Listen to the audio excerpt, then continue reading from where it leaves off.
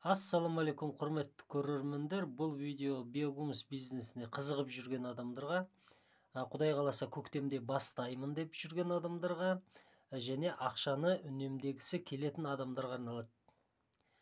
Лайк басыңыздар, ендеше біз бастаймыз. Не істейміз? Біздер қазір желтоқсан болып қалды ғой. Желтоқсанда не істейміз? Бір немесе 3 коробка шуалшан аламыз. Соны жайғастырамыз жаңағыдай. 1 квадрат немесе жаңағыдай 3 квадрат жерге жайғастырамыз да, сонда декабрь, январь, февраль, мартта бізде не болады?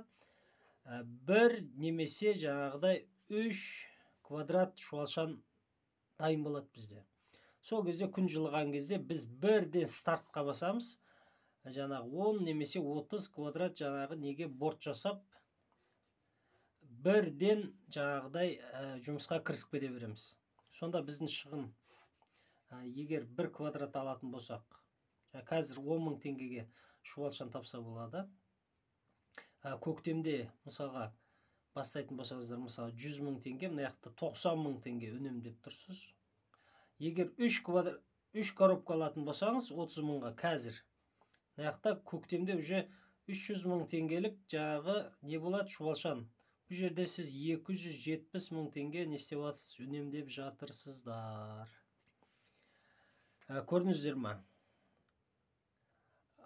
Ақпарат пайдалы болған болса, видеоға лайк басыңыздар, комментарий жазыңыздар, каналымызға подписка жасаңыздар. Сау саламат болыңыздар.